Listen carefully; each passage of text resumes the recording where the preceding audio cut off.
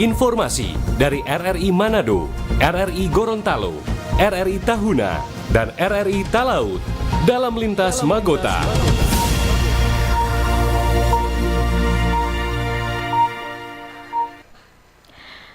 Pukul 17 waktu Indonesia Tengah, Radio Republik Indonesia dengan berita Magota Manado Gorontalo Tahuna Talaut hari ini edisi Rabu 18 Juni 2025.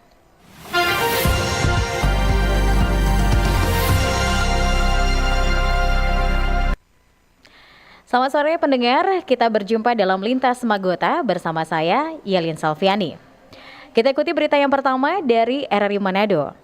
Di Kota Manado terdapat ruang kreatif yang terus tumbuh dan jadi tempat anak muda menyalurkan ide dan bakat mereka. Namanya Taman Karya, komunitas workshop yang rutin digelar setiap akhir pekan. Selengkapnya, Noni Oktavia melaporkan. Di tengah kesibukan Kota Manado, ada ruang kreatif yang konsisten membuka peluang bagi anak muda untuk berekspresi dan berkarya. Taman Karya, sebuah komunitas kreatif kelas workshop yang kini sudah berjalan lebih dari 1 tahun. Awalnya kegiatan ini digelar setiap akhir bulan, namun karena antusiasme yang begitu tinggi, kini Taman Karya hadir setiap akhir pekan dengan tema workshop yang selalu berbeda. Seperti yang terlihat pada Sabtu 14 Juni kemarin, para peserta mengikuti workshop Cangki Bag, belajar membuat tas rajut dari benang cangki, langsung dari mentor yang sudah berpengalaman. Lokasi kegiatan kali ini bertempat di Bacarita Cafe, Jalan 17 Agustus, Manado. Di balik komunitas ini, ada sosok Jessica Merlin Hoki, pendiri Taman Karya yang juga aktif terlibat dalam setiap kelas. Taman Karya ini sebuah komunitas di Manado yang tujuannya itu untuk wadah buat anak-anak muda, kalangan anak muda untuk bisa berkreasi di bidang seni, dalam bidang seni. Kalau untuk kegiatannya, kita dulunya tuh 1 bulan 1 kali, cuma sekarang kita 1 minggu 1 kali. Jadi kurang lebih untuk 1 bulan itu ada 4-7 kali. Lalu untuk kegiatannya, kita untuk minggu ini ada Cangki Bag sama painting glass decor. Minggu depan kita ada Moludol Bag Charm sama Manado Flower Market. Lalu minggu depannya lagi kita ada decorating cake di Hotel Wansa. Terus nanti di bulan Juli kita ada lip holder crochet dan sama summer net bag. Dan untuk di workshop sebelum-sebelumnya kita juga ada decorating vintage cake, bento cake. Terus ada juga menurut juga ada yang volume 1. Untuk bisa mengikuti workshop, peserta harus mendaftar lebih dahulu. Jumlah peserta dibatasi sesuai dengan kapasitas mentor karena setiap karya membutuhkan pendampingan yang detail. Tentu saja ada biaya yang disesuaikan dengan jenis workshop yang dipilih. Salah satu peserta yang rutin mengikuti kegiatan ini adalah Anti. Bagi Anti, kelas seperti ini bukan hanya ajang belajar, tapi juga ruang positif untuk mengisi waktu luang.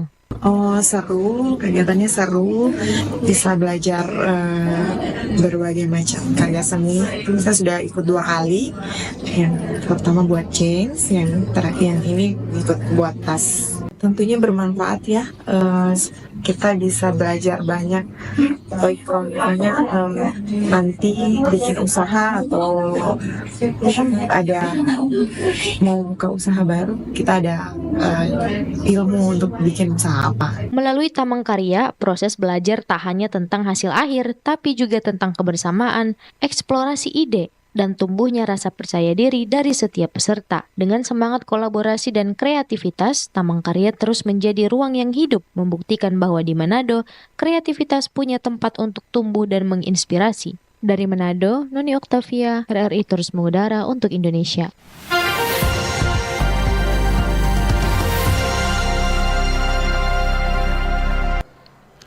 Selanjutnya kita ke berita RRI Gorontalo. Komoditi cabai rawit dan tomat di Kota Gorontalo pada pekan kedua bulan Juni 2025 mengalami kenaikan harga cukup signifikan. Selengkapnya Taufik Usman melaporkan. Komoditi pangan di Kota Gorontalo di pekan kedua bulan Juni 2025 mengalami kenaikan harga cukup signifikan. Jika pekan lalu cabai rawit di kisaran harga Rp48 hingga Rp50.000 per kilogram, hari ini naik menjadi Rp60 hingga Rp65.000 per kilogram. Salah seorang pedagang, Arianto Hasan, saat ditemui RRI di Pasar Mingguan Rabu menyampaikan dengan harga Rp60.000 per kilogram pada pekan ini, ia berharap ada untung karena pekan lalu ia terpaksa berhutang karena mengalami kerugian. Pak, berapa harga rica sekarang, Pak? 60. Sejak kapan 60 itu, Pak? baru ini hari. Hari ini ya? Di pekan kemarin waktu minggu lalu itu dia sempat 50, naik sempat berapa kali DP harga Pak? Lama itu 50. Jadi yang kemarin itu menyala utang. Bukan menyala untung. Menyala utang. Sekarang makasih untung, belum tentu mau untung lagi. Tetapi pencarian tidak stabil. Tidak stabil ya? Tidak stabil dia. Ada DP 60, ada DP 55. Senada dengan hal ini, komoditi tomat juga mengalami kenaikan harga. Pekan lalu Rp10.000 per kilo, hari ini naik menjadi Rp15 hingga Rp16.000 per kilogram. Memi Harun, salah seorang pedagang tomat, menyampaikan ia mendapatkan stok tomat dengan harga yang cukup mahal sehingga harus menjualnya dengan kisaran harga Rp16.000 per kilogram. Sekarang Bu? 16 kilo. Sejak kapan 16.000 ya Bu? Ya. Sejak kapan? Dari sudah 3 hari. 3 hari ya? Kemarin kan 10.000, 8. Kenapa sampai naik begini Bu? Tidak tahu. Cuman Ibu beli harga dengan harga mahal atau gimana? Ada yang ambil harga mahal. Harga mahal ya? Harga mahal 105. Komoditi pangan lainnya seperti bawang merah harganya masih cukup tinggi, yakni di kisaran Rp60.000 per kilogram dengan kualitas premium. Meski komoditi pangan masyarakat mengalami kenaikan harga, dari segi stok masih tetap tersedia. Dari Gorontalo, Taufik Usman, Pro 1 RRI terus mengudara untuk Indonesia.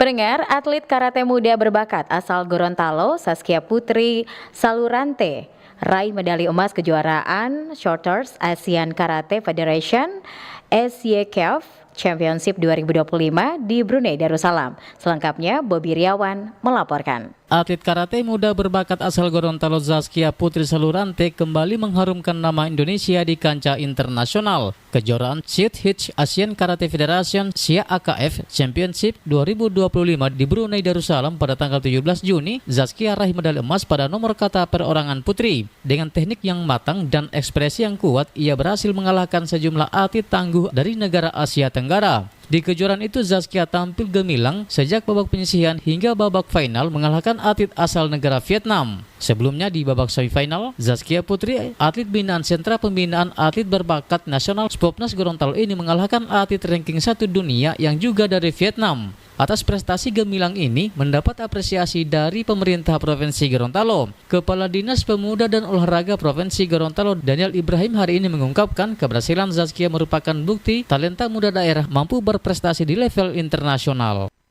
Ini adalah sebagai motivasi kepada atlet khususnya cabang karate maupun cabang olahraga yang dibina oleh Spopda, karena cabang olahraga yang dibina oleh Spopda itu ada 8 cabang.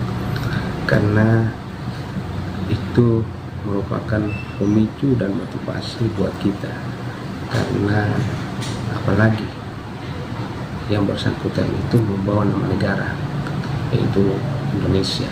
Sementara itu, pelatih karate Spopnas Gorontalo Ferry Dama mengungkapkan pencapaian ini merupakan hasil dari proses latihan yang tekun selama ini dilaksanakan di Gedung Spopnas Gorontalo. Ia menilai Saskia menunjukkan perkembangan yang signifikan, mental dan teknik bertanding semakin baik. Alhamdulillah pada event kali ini atlet kata putri Gorontalo Saskia Putri Salurante kembali menjadi yang terbaik di ajang yang sama.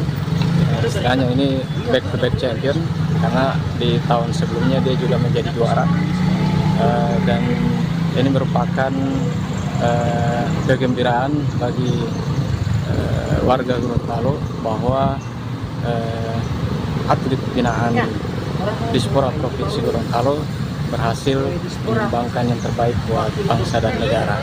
Ajang ASIACAF 2025 tersebut diikuti atlet terbaik dari negara Asia Tenggara dan menjadi salah satu ajang bergengsi. Saskia Putri Salurante kini diproyeksikan mengikuti berbagai turnamen internasional lainnya dan berpeluang menjadi andalan Indonesia di SEA Games mendatang. Bobby Riawan melaporkan.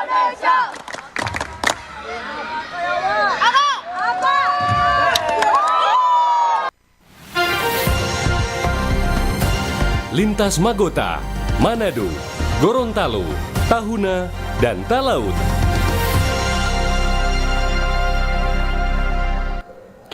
Selanjutnya pendengar, kita ke berita RRI Tahuna.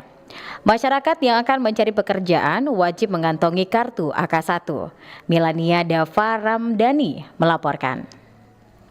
Kartu AK1 wajib dimiliki masyarakat Kabupaten Kepulauan Sangihe yang hendak mencari pekerjaan. Pernyataan ini disampaikan Kepala Dinas Tenaga Kerja Kabupaten Kepulauan Sangihe, Femi Montang, pasca digelarnya job fair belum lama ini. Ia menjelaskan, kartu AK1 menjadi kewajiban bagi pencari kerja. Alasannya, karena di saat mengurus AK1 langsung terkoneksi dengan aplikasi Siap Kerja. Keuntungan dari aplikasi Siap Kerja, ungkap Femi Montang, pemerintah akan mengetahui semua tahapan yang dilakukan pencari kerja dari awal sampai mendapat pekerjaan. Jadi di saat setiap mereka mengurus kartu AK1, data mereka sudah masuk dalam aplikasi Siap Kerja, sehingga itu dapat kami pantau mulai dari mereka daftar sebagai statusnya pencari kerja, sampai nantinya mereka sudah mendapat pekerjaan, itu akan terinformasikan kepada pemerintah. Lanjut dikatakan Montang, aplikasi Siap Kerja ini milik dari Kementerian Tenaga Kerja Republik Indonesia. Aplikasi ini sangat lengkap karena memuat informasi terkait lowongan pekerjaan, termasuk siapa-siapa yang sudah terdata dan mendapatkan pekerjaan. Milania Dava Ramdhani, RRI Tahuna, terus mengudara untuk Indonesia.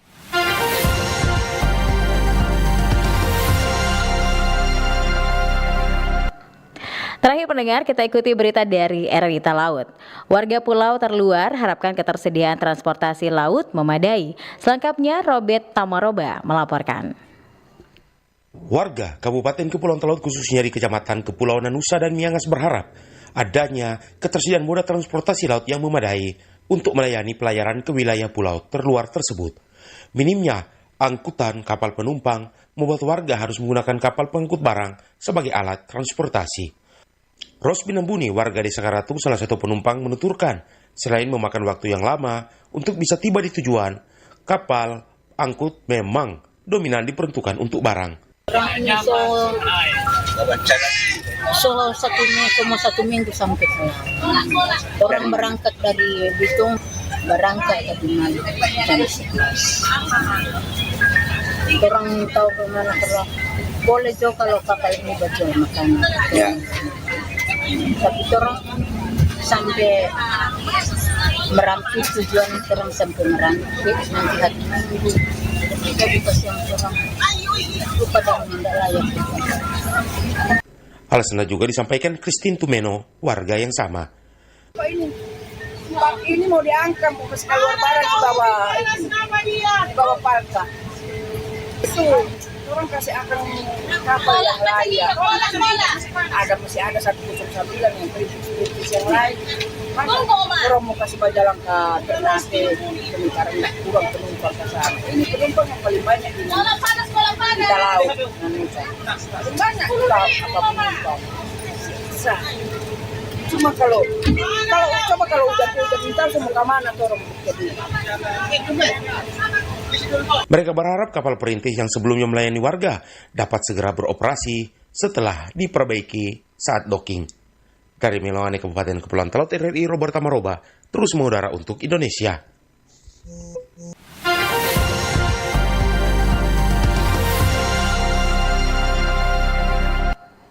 Pendengar, sekian Lintas Berita Magota Manado Gorontalo Tahun Talaut hari ini, edisi Rabu 18 Juni 2025.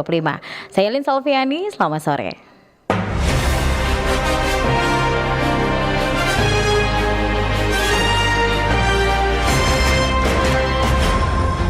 Demikian informasi dari RRI Manado, RRI Gorontalo, RRI Tahuna, dan RRI Talaut dalam Lintas Magota.